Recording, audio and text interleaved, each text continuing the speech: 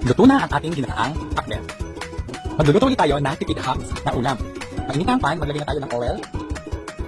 Pag mainit na ating oil, sunod natin ang wangba. Pag golden brown na ang wangba, sunod naman natin ang onion. Lumabas naman ang kaluluwa ng ating onion, sunod naman natin ang ginger. Isunod naman natin ang giniling, worth 60 pesos. Lagay tayo ng salt and pepper. Pag nagisa na natin ang giniling, sunod naman natin ang sitaw. Isunod na rin natin ang ampalaya. I-mix lang natin ang sitaw, ampalaya at ang giniling. Lagay ulit tayo ng pepper. Lagay tayo ng liquid seasoning. Pag nagisa na natin ang mga gulay, sunod naman natin ang pangalawang gata.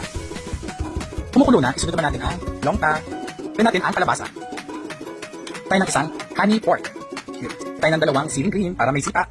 At ilagay na rin natin ang unang gata. Para extra creamier. Luto na ang ating ginataang pakbet. Hello guys, nakaluto na tayo ng ginataang pakbet. This is a sulit hot ng ating ulam na pwedeng solomin worth mga 150 pesos lang kung nagastos natin dito. Ayan guys. Kaya kung sa inyo tayo yung subahan nyo. Kaya, tikman na natin. Wala. Tama lang yung pagkalambot ng ating, hindi sa sobrang lambot ng ating ilaw.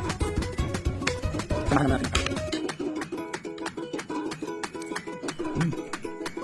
Sarap guys.